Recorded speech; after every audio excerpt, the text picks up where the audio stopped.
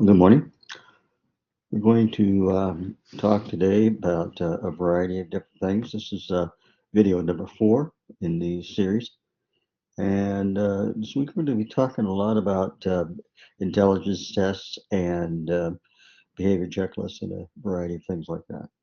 So I'm going to get right to it and share my desktop and start talking about a number of things about the class. First off, I want to talk about the issue with regard to um, personal visits. They really help, I think, clarify things on a one-to-one basis. If you have any unique needs, then we can get things straightened out during those short visits. You don't need to do them; they're not required, but they are certainly things that might be able to help you a little bit if that's something you're interested in. Um, so that being the case, then please be aware that I am available for you at any point. All right, so um, let's go to the video and we'll get rocking and rolling. Week 4, cohort 043, on assessment. Okay, let's talk about intelligence testing first. As you probably are well aware, there are a number of different types of intelligence tests, but the most common that are used in the school setting are the WISC-5. For some of the younger students, we may be using the KABC. Some districts even use the Woodcock-Johnson cognitive. Seeing not so much of that, but it is used by some districts. And then for very low functioning kids, on occasion, when either the WISC-5, the KBC, or the WJ cognitive can't be used, there's the Stanford Binet. It used to be used a lot more frequently, but not so much anymore. Um, and then there are a number of nonverbal tests that measure ability as well. The TONI, which is the test of nonverbal intelligence in the unit, um, are two that are used quite often. And then with any intelligence testing, there are a number of informal things that you can do to prepare for those tests as well. And sometimes just observing how the student approaches tasks and organizes and plans activities will give you more information that you can include when a psychologist in particular writes up their part of the assessment regarding intelligence. Um, so, and there are two different questions down there. First off says, why do we do an intelligence test? Also known as an ability test. And the reason we do an intelligence test in the education assessment is we want to rule out that any difficulties that are being observed by a child are not the result of a cognitive deficit or basically just low ability. Um, Now, it's certainly possible that low ability and behavioral issues, as an example, can coexist. I mean, that's not out of the question. But if there are low ability issues, then how you approach the situation may make things a little more complicated, and you just need to take that into consideration. One of the other reasons that we do an intelligence test, especially on initial evaluations, is because of the fact that we want to rule out whether the underlying issue for the student is actually a learning disability. And as you may know, many kids who have severe learning disabilities end up with behavioral issues simply because they're frustrated and are having difficulty learning, and that's the way they manifest their anger and their frustration is through behavior. And sometimes when we have these types of kids, we can provide that level of support so that their ability or excuse me, so their academics improve. You can actually see an improvement in their behavior as well.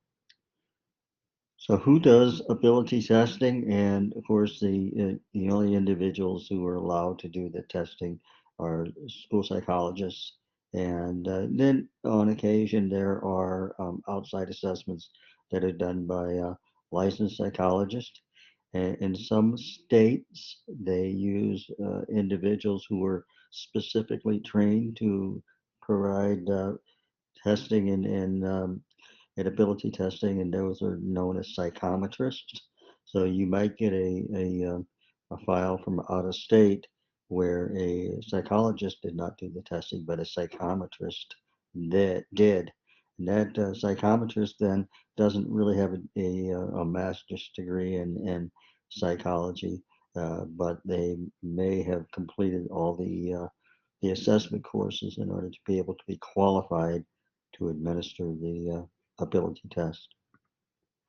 So I'm going to use a WISC as my primary method of explanation, simply because the WISC is probably the most common assessment tool used in ability. So let's talk about what is measured on a WISC. And a WISC, as you may know, it stands for Wechsler Intelligence Scale for Children. And we're at the 5th edition right now. And if you go back for a number of years, you might actually see a 4th edition, but certainly nothing older than that. All right, so some of the areas that are measured in the WISC are verbal comprehension, and verbal comprehension basically is exactly what it sounds like. It's how they use and understand language. Here's the thing about verbal comprehension, and I often use this when I'm making an assessment on a child. Verbal comprehension is probably the score that is most highly correlated to academic success. And if you stop and think about it, it just makes sense, because language is excuse me, learning is very language based, and as a result, if there's a good solid understanding of language, then the chance for success in academics is better. Where that might come into play as far as a learning disability is concerned is that if you got really strong verbal comprehension, but you're looking at some of the math scores and so forth, you might see some significant differences between ability and achievement. And so you'd start thinking that there's the possibility of a learning disability. Visual spatial on the WISC is done by looking at a number of different puzzle types of activities, um, block design, puzzles of number of different sorts, and throughout the assessment it takes a look at that. Um, Fluid reasoning is a series of subtests that really measure how a student learns when they are presented with something brand new. So in a fluid reasoning subtest, for example, you have to almost teach the skill before you can assess it. And very much so what happens with you and your classroom when you're working with kids. Before you can have any knowledge of their ability to complete a task, you have to teach that task first.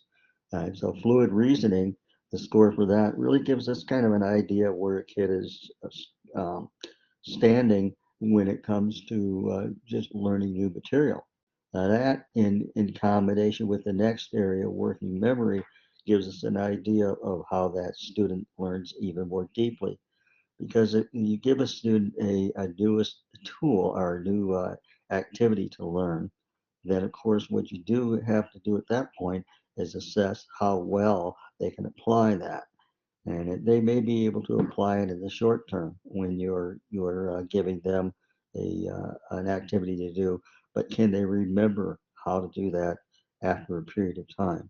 And can they access it later in a different learning environment, pull that information to the front of their brain and apply it? So we're looking at, obviously, with working memory, both long-term memory and short-term memory. Um, so, and as you well know, you're working with kids, sometimes the short-term memory is just fine, and sometimes the long-term memory is better. It just depends on the kid. And if you think about how these two things apply to behavioral issues, Okay, so one of the things you might be doing is working with a kid in social or behavioral training. And if you introduce a topic, you need to figure out, are they going to be able to learn it for one thing and apply it in the short term? And if they learn it, can they recall that down the road? So if they're in the classroom and they're presented with a situation that's conflictual in some way or another, do they have the skill set that they can call on from memory in order to be able to deal with that? So taking a look at fluid reasoning and working memory does have a very direct effect on how you can approach behavioral tasks down the road, as does verbal comprehension. You stop and think about it, because if they're having language issues involved, you know, that understanding of language and what people mean when they give them directives, or being able to respond in an organized manner to a request, can be related back to verbal comprehension. Processing speed is another area that is how quickly a student works. And this is where we oftentimes see issues with impulsivity. And some students just want to get it done as fast as they can. And so as a result, they may end up botching up their scores in the area of processing speed because they were impulsive. But then again, you might also see a student who works slowly but accurately. And as we can make a determination as to how a student works best from a time perspective, then that helps us somewhat. Some kids, given a non-time situation, do just fine. But anytime you put a time limit on things, which is called a power test or a power situation, anytime you put a time limit on it, it has a negative effect on their ability to operate efficiently. So processing speed is important too when you're applying it to behavior as well, because you give a kid a request. Are you giving them enough time to be able to process that information verbally, and then are to be able to pull out from their memory what the appropriate response is and then act? So you can see how all of these five areas then can have a direct impact on the behavioral needs of a student. Okay. Um, Going on, the other big area that is measured, of course, is the full scale IQ. Uh, uh, just simply referred to oftentimes by the term IQ or ability score, and the mean or the average for the WISC is 100, and I think that's people pretty much get that 100 IQ is average, and then the standard deviation is 15. So the range from 85 to 115 is considered to be average. When you start to get below 85 to 70, you're talking in low average, and when you're getting closer to 70, it's becoming more problematic. And then below 70, you're starting to see some cognitive deficits. In the opposite direction, when you're up at around 115, 120, then you're starting to see kids who are operating in that high average range.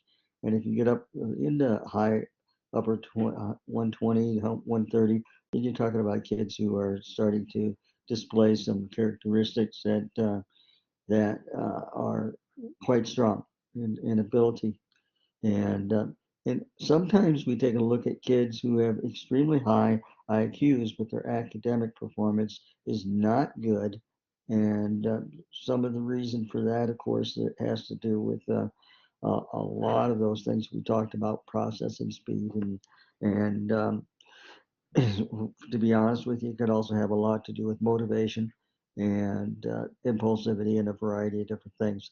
So a kid with behavioral needs may have more of an issue with how they process the information rather than can they process it to begin with. So that's how we take a look at the WISC.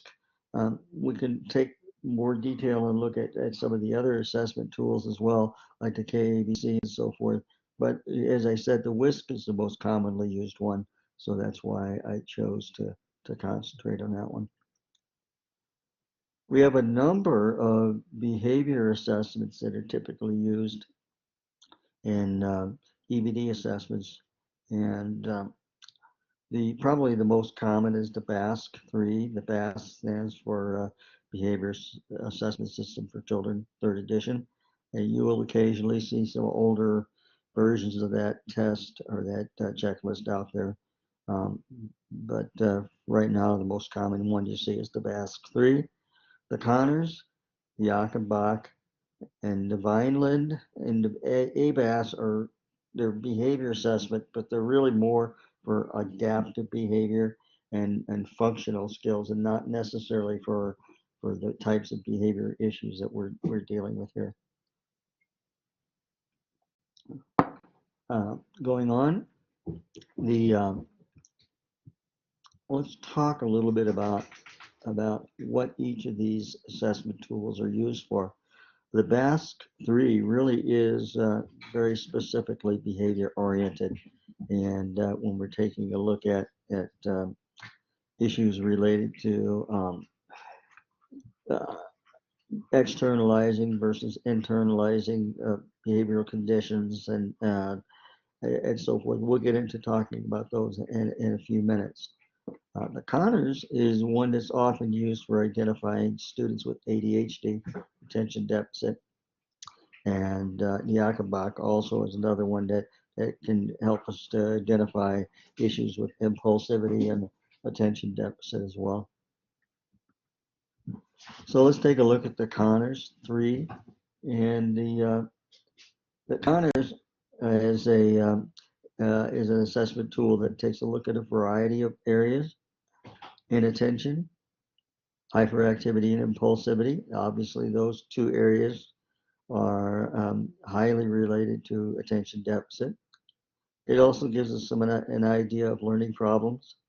Executive functioning, which is having to do with organization and planning, and so forth. Learning problems plus executive functioning, in other words, how those two areas relate to one another and interact.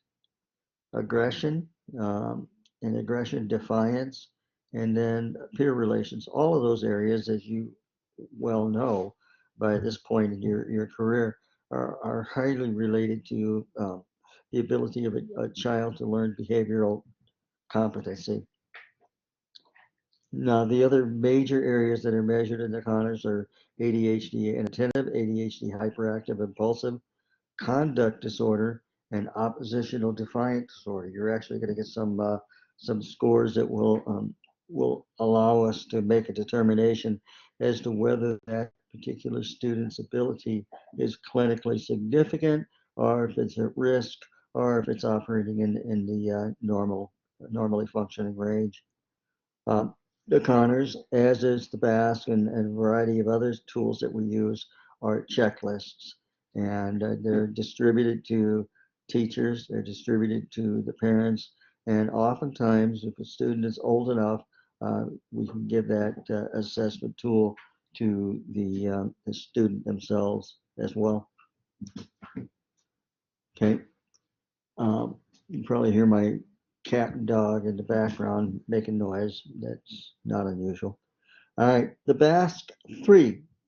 The BASC-3 takes a look at a number of different areas, and these are really important to kind of take a look at when you're analyzing the results of the BASC. Obviously, your school psychologist is the one that's going to do the interpretation, but it's good for you to know what they're interpreting and how and why. The BASC takes a look at a variety of different areas. As I said earlier, it takes a look at externalizing behaviors and also internalizing behaviors. So the simplest way to look at that is to look at externalizing our behaviors that you see. Internalizing are behaviors that that child feels. So let's talk about what is it that you can see behavior wise. Well, you certainly can see and observe hyperactivity.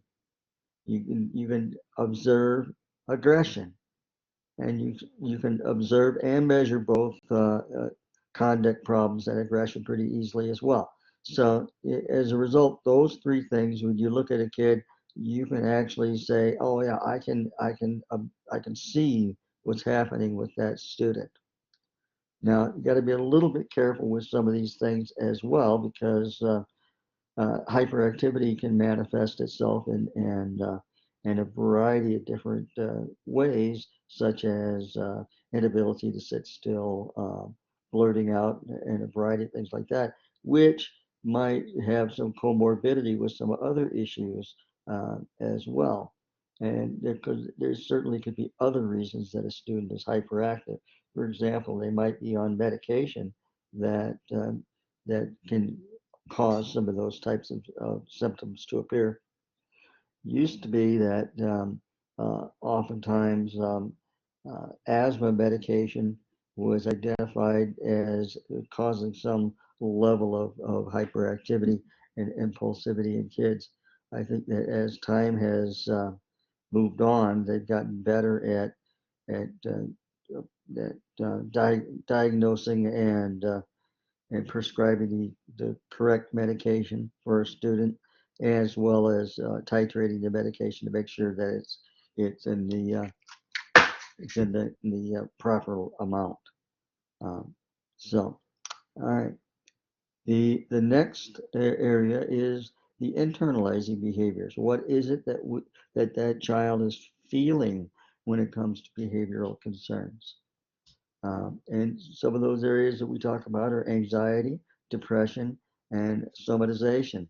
So anxiety, as you well know, it just can be manifested in a child looking like they're nervous.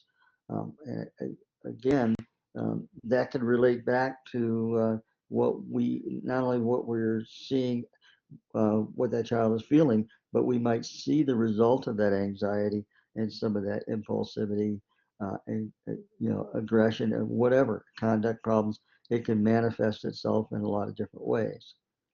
What else could the child be feeling? They could be feeling depressed, and so depression becomes an issue that we want to keep an eye on and measure as well. And in a depressed state certainly can have a negative impact on behavioral concerns as well as academic ability. Uh, Somatization it refers to uh, the student who oftentimes wants to go to the nurse quite frequently, and maybe always feeling a little bit ill, and those kinds of things, and got the stomach ache, the headache, those kinds of things. So, as you well know, many kids it will manifest their behaviors in that way when they're not. Uh, when they're not interested, motivated, when they simply want to act out, they will take on those symptoms of physical problems and report them so they can get out of class and go to see the nurse. Um, Other areas that are covered in the BASC include school problems. You will get some indicator of whether there's some attention to task problems or learning problems. And so when you're taking a look at the scores that are generated by the BAS3, those are things to be aware of as well. And why is that included in a behavior assessment? And of course, as we had mentioned before, everything is related. So it's very possible that the student might have school problems, but they might be more a result of their inability to attend to tasks for longer periods of time. So we need to take that into consideration and also relate that back to what we talked about in the WISC. And if there's school problems, what specifically is going on? Are they having problems with understanding language? Are they having problems with learning new tasks and so forth? That's why you cannot take any one test in isolation. You have to have multiple ways of looking at a kid so that you can draw conclusions across the spectrum. The other area here, the behavioral symptoms index is measured atypicality. What's different about this kid? What makes him unique behaviorally? And then withdrawal. Sometimes we see a kid's actually kind of um, draw inward and less likely to interact and so forth. Finally, the adaptive scales in the BASCs 3 are there as well. And the adaptability, social skills, leadership, study skills, and functional communication. As you can tell, these are more what kids do, they and how they get along, and so forth. And so when we're talking about adaptive scales, if we're seeing issues with that, it will lead us to making conclusions about how they interact socially and within a classroom as well. The functional communication, of course, is important to make sure that the student has the minimal ability to be able to function and understand language and to be able to respond in an appropriate way when given the opportunity. So how do we interpret the BASC? Okay, first off, it's measured across settings. You have to have multiple raters. And so it's best to have um, a classroom teacher, a specials teacher as an example, maybe even a para, you have parents, the special ed teacher. You want a number of at least three assessments completed, checklists rather, completed by various people, including the parents and oftentimes the student themselves, if you feel like they have the ability to respond in that way. So across settings, because you want to see that the behaviors are pervasive or not, and also by multiple raters because you want to make sure that there's no bias involved. For example, oftentimes we will do a checklist and teachers see things as being just more or less average or at risk, but the parents are fed up with the kid and their scores go off the chart when it comes to the BASC. And sometimes it's the opposite too. The scores in school are off the charts, but at home the parents are not seeing problems or they're not willing to identify those. So the three things that we can categorize a score in a BASC are of clinical significance. In other words, this is the area where we're making a determination that that child very definitely has characteristics that look like a behavioral disability. Um, in the BASC, as you can see down at the bottom, is measured by T-scores, and if you get a score that's at the 70 plus range, that would be a clinical significance. And there are charts that are generated by most of the software that measures the BAS that will identify that break line as to whether a behavior is clinically significant or not. And keep in mind that if you make that determination, it is better if you're going to put a kid into or identify a kid with a behavioral disability. You want to make sure that at least two or three of your raters have that child up in the clinically significant range, and it's even more solid when everybody's in agreement. We probably over-identify slightly when it comes to with kids because we will oftentimes take a look at-risk scores and say, all right, mom and one teacher put this child at the clinically significant range, but the special teachers only puts them at the at-risk range. But we're going to say, well, maybe it's because that student in that particular setting, and gym or in art, or is that at a little less confrontational, and so their behavior looks better in those areas. And that is scores between 60 and 70 are the ones that end up being at risk, and anything below 60 would be considered in the normal range as far as the BASC is concerned. But understand that the scores for the BASC, for the Conners, for the brief, ASRS, a number of different assessment tools are measured in T-scores and not in standard scores like the ability scores or the achievement scores like the Woodcock-Johnson 4. Those are all standard scores with a mean of 100. And so you have to understand that there is a difference in the way that that things are measured and how they're reported. So the functional behavior assessments, what we have with regard to that um, are a number of different approaches. The one that I use is something called the FBA Profiler. It's an online tool that I found really effective, and I like it because it gives us some relatively easy to use results, and it also provides a section for mental health screening as well. So the FBA Profiler is a norm reference and criterion reference behavior rating scale designed to identify problem or target behaviors, suggested hypothesized functions of the behavior, and provide a screening of possible mental health issues. So those are the three areas that we take a look at. What are the target behaviors? What are the functions of that behavior? And then how does that have an impact on the mental health concerns of that child? So behavioral concerns which are noted to be at risk are those that fall just outside of the average or normal range and represent moderate or emerging behavioral difficulties, and behavioral concerns which are rated as clinically significant are those that fall significantly beyond the average or normal range and represent behaviors which are severely discrepant from the general population.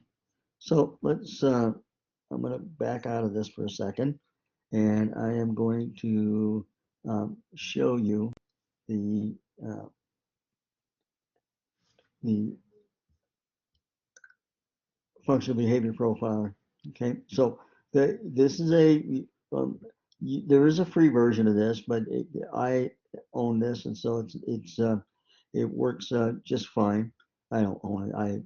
I have a license for it. And then there are a number of different things. So the one that we're using here is the FBA Pro. And what I'm going to do is go here. And so what we end up with here is a checklist, as we had mentioned before.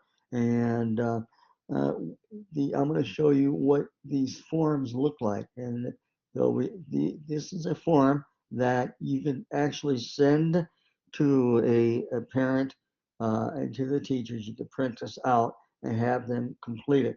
And you'll see that it's a checklist. I believe it's 120 questions. Um, and they respond simply by circling the 1, 2, or 3. Make sure, of course, that they put in the demographic information up here as well. And it's fairly extensive. I'm not going to read through all these, but you can see that it's pretty extensive in the areas that it takes a look at it and that it measures. You got 3 possible answers. Number 1 is not true, and number 2 is somewhat true, and number 3 is very true. Okay, you'll notice that that this is the form for the parent or the teacher rating, and then if you click on this, you'll see that there's a student rating as well. It changes it to the first area. So like it's a first person rather. I don't pay attention to the details. I'm fidgety or squirmy, those kinds of things. And the nice thing also for those of you that need a Spanish form, they're actually in Spanish as well. So that's good. Now let's go back to the opening layout, and I'm just going to pull up a record that I have here on a student. I'm just going to pull one up and view the report, and I'm going to get rid of the signal. All right, so you see this one was only completed by 2 different teachers, but let's take a look over here. And what are we looking at here in the areas? Total internalized, total externalized, off-task avoidance, social withdrawal, passive aggression, somatic issues, disruption, delinquency, active aggression, and defiance. So, and you can see that it did a validity check, okay? And again, please understand that this is only for demonstration purposes, but let's take a look at what these scores show us. You look at this particular teacher found nothing in the at-risk or the clinically significant range. The classroom teacher, however, he found 2 areas in the at-risk range, and then one in the clinically significant, and that's in off-task and avoidance. And then another 2 areas over here were in the at-risk range, and that's in disruption and delinquency. So you can see that this particular kid, when they did the checklist in this one, did not really show characteristics that would be enough to place that kid in an initial assessment. In this particular case, though, this was a reevaluation. And so what we were looking for is what are the tendencies, and does the reevaluation then continue to support placement for that child? Is it necessary for that child to continue to receive services? All right. So the other area too, let's go back to that one more time and look at the report on that one again. And you'll notice that going down, now we have the written report on this one. And you can see that, again, what are the target behaviors that we're looking at for this child? Task avoidance, disruption, delinquency, those are 3 areas. And it could certainly be a number of different areas that pop up as target behaviors. Those are just 3 that happen to show up for this particular child. And if you go down, what's the function of those behaviors? Why is that child engaging in those activities? In this particular case, we're looking at attention seeking, social status, self-indulgence. And so it kind of, and what it will report then is attention seeking. They're clinically significant, one teacher at risk, the other teacher. And that way it says that his behavior might allow him to gain attention from others, and typical behaviors may include teasing, complaining, interrupting, or otherwise disrupting those around him. Common behavioral triggers include feeling ignored, negative peer influence or encouragement, or feeling unprepared or inadequate. And then the nice part is it gives some suggested interventions. Now, think about this a second. If it gives us interventions, then that means that if we zero in on one of these areas and drill down, you may get enough information then to actually develop some goals and objectives based on the functions of the behaviors and the interventions that you want to apply. And many of the kids have much more detail in the results. I just pulled this one up at random so you can see it.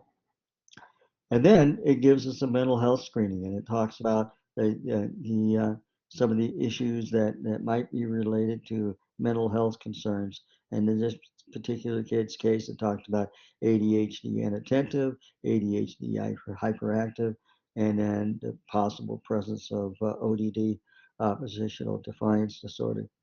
Now, you can print this report and put it in your file. What I typically do is just copy paste this entire thing and just drop it into SPED forms, and it works really well. And if your psychologist is not aware of the functional behavior profiling, it might be worth mentioning it to them. They might not think it's extensive enough, but I think it does a nice job and puts things in language that parents and teachers can understand. That's why I like it quite a bit. So that's the functional behavior profiling. Go back to presenting again and go on. So as I said, the target behaviors are specific and observable areas of behavioral concern, which can be identified for possible intervention. And based upon all available ratings, the following at-risk or clinically significant target behaviors are suggested or can be found. And here's some of the areas. Remember, internalizing means that what they're feeling. Externalizing is what we're seeing. That's broadly speaking. And then there's the other areas: task avoidance, off-task behavior, social withdrawal, passive aggression, somatic issues, again, how, those, how it manifests itself in headaches, stomach aches, and so forth, disruption, delinquency, active aggression, and defiance. Those are all areas that can be measured not only with the functional behavior profiler, but in any FBA that you might undertake. So those are areas that you want to take a look at. All right, that targets behaviors, but why is the child engaged in those behaviors? That's the function of the behavior. And we can only guess, but we can make some fairly educated guesses as to why a student's engaged in certain activities. And some of those might be, and they're predictable, and some of those things might be for attention seeking, social status, escape avoidance. You don't want to, I don't want to be doing math right now, so I'm going to get into a behavior so I can get kicked out. Self-indulgence, defensive reaction, and power and control is one that we see quite often, particularly in middle school and high school kids. All right. And then, as I mentioned earlier, the nice part of the FBA profiler is that you get recommendations for intervention in the mental health screening. So I really like the FBA profiler, but as I said, some psychologists might think it's not quite as extensive as they need. Whatever your team feels generates the results that you need to be able to make a quality decision on placement. But from my perspective, if you really want to, you could certainly do the more extensive FBA on perhaps an initial, but the FBA profiler, I think, certainly can be something that can be used to go back on reevals and make that determination as to whether there's a continuing need. All right. So the other area that we often associate with the behavioral assessment piece is observations, and I like to talk to them in terms of systematic observations versus anecdotal. Systematic observations are ones that are measurable and are you're basically taking a look at the student on a comparative basis. Anecdotal means you're just going in and you're just observing what's going on in the room and taking note of what's going on around the child and how that child interacts with the the stimuli in the room, whatever that might be, how they're interacting with other kids, with the teachers. Delivery of the material and so forth. Those are more anecdotal pieces of information that you can use. Both systematic and anecdotal information obtained from observations, though, are highly useful and become necessary when you're taking a look at what's going on with the kid from a purely behavioral standpoint. Uh, Observations need to be done in multiple settings, and particularly with initial evaluations, you need to take a look at three observations, and they should be done in different areas. Areas. So you certainly want one done in the regular classroom. You can have one done in the playground during specials classes, maybe in the lunchroom, on the bus. Okay, whatever the case may be. It just needs to be in a different setting. And you need to have three on an initial.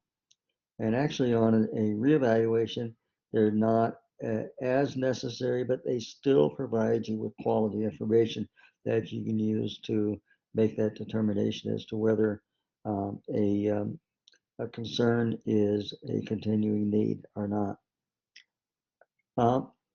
The interval observations that you often see used are the ones that have the little boxes, and you go in and you identify a target behavior such as on task, off task, and it's divided into 15 or 30-second sections, and you observe as to whether the child displays the on task or off task during that interval, and then you switch over to the same sex peers during the second half of that interval, and you make the determination as to whether the same-sex peer is on task, and that is alternating same-sex peers.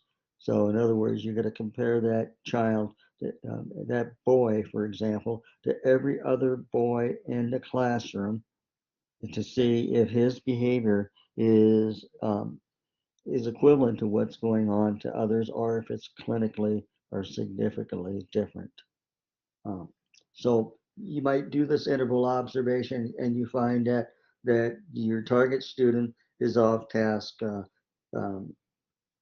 35% of the time, and then you do the same sex peers in the room and they're off task 5% of the time. Then you're going to say, yep, that's a significant difference. But oftentimes what we find is that um, the, the target student behavior on on task on task off task behavior is not significantly different than his peers in the room. And that tells you something. It tells you a variety of things. It tells you that either A, the student themselves is not really displaying that characteristic, or maybe it's an issue with how that teacher is delivering the information, how that teacher is teaching, and it might have an impact on you making a determination: is there good classroom management going on? Next thing, what can affect observation data? Uh, the certainly the environmental concerns are issues that might have an effect on that. Light, as it says below there, lighting, temperature, are there windows in the room? Is it a large class? Are there a number of kids, or is it a small number of kids? Are there other behaviorally challenged kids in the room? Um, just is your presence as the rater in the room having an impact on the observation data that you receive? Is there are we is it Halloween, or is it Valentine's Day? Is it something that generally tends to agitate kids to begin with?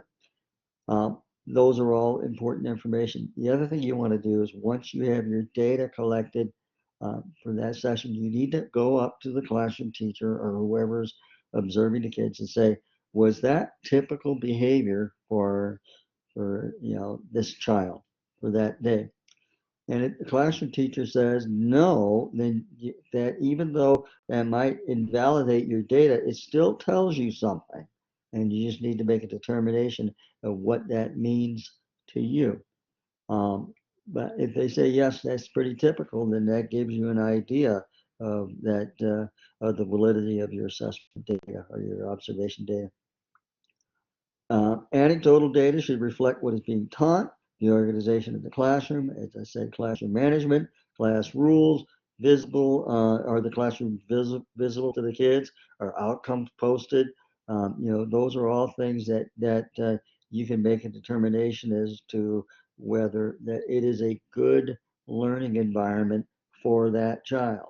While some rooms might have a lot of visual stimuli in the room, for some kids, that's okay, but for some others, it's not. It's such a distraction that is not a good deal. Stations, for example, if a classroom is using stations, they're moving the kids after 15-minute intervals. How does that affect that particular kid's behavior? Some kids are good at transitions and some are not. And some kids can sit down and adapt to a slightly different learning environment in a relatively short period of time. And other kids might take the whole 15 minutes just to get in the right frame of mind to learn. And so the stations become pretty ineffective. So that's something to keep in mind as well. All right. So now I'm going to wrap up by just talking a little bit about the case study, because we're getting close to that being due. Okay, I'd like to have you to have the case study completed by this weekend if you can. Again, if you need more time, just communicate that need to me. I don't have a problem with extending that. Really, in my my deal, since this case study, the ESR and the IEP are all highly related, it really does not matter to me as long as I receive these, prior to the beginning of, or to the end of class. Uh, Plus the fact that we have a smaller group, it makes it a little easier on me as far as assessing your skills. So if you have not set up a one-to-one yet, to talk about how to approach the case study, that's okay. But I think for those of you that did take the time to visit with me, I think you found that it was useful. Um, and plus, I get to know you, and you get to know me a little bit. And I think that that's a good thing. It's a 20-minute max thing, and then you're done. And then you have a more clear idea of what you're doing and how you're approaching that task. Now, if you see grades that I had that you on things that you've done to have it been posted, you need to let me know. And as I said here, the new Blackboard, particularly on these asynchronous classes, is pretty confusing. And sometimes people post to a reply to something, and I was expecting it to show up in another area, and as a result, then I miss it and forget to give you the points for it. I haven't found anything that is terribly problematic at this point if I haven't contacted you. But please let me know if you see something that I missed. The reality of this class is if you do the case study, ER, and IEP, you're going to get a good grade out of the class. It's really not problematic. It's almost like a checklist of activities. Follow the samples that are given to you, and you shouldn't have any problems. As far as the reporting of the IEP and the ER, you certainly can use SPED forms or whatever that format if it's easier for you. That's perfectly fine. As far as the case study is concerned, use the format that's in the course materials, and I think you'll be fine with that. But at any point, if you're running into problems, you just need to let me know, and we can get together either with a quick video conference or email, text, whatever the case may be. All right. So the other part is and I mentioned this earlier, and that is that I want to take into consideration the fact that at the end of this whole deal, whole class, when you've got your material ready and your IEP and the ER and your case study, particularly the ER and the IEP, what I want to do is to meet with you if we can to have you verbalize what you found.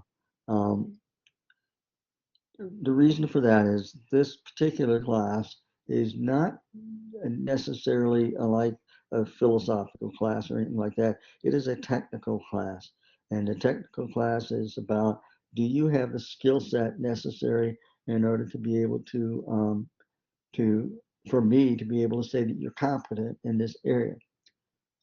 I can only do that really by talking to you and having a conversation with you about um, what is it that you learned and so forth.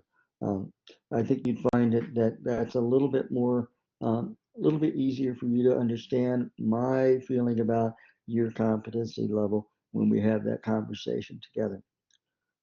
Hopefully that works for you. Again, it is not a requirement for you to go through that as far as a one-to-one session, but I'm going to highly recommend it because that way I can make a strong determination of your level of competency. Plus, I can walk through that stuff with you so that we can point out any issues or concerns. I can answer questions immediately and just kind of give you some support.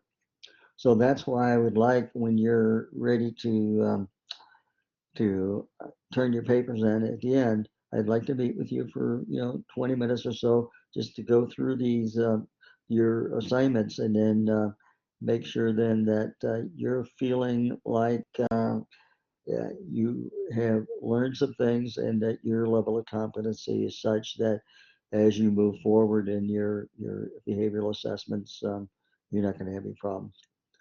All right, so that's it for week 4, and we will week 4, video 4, and we'll go from there. And I think that that's it. So have a good day, and let me know if you need any other information.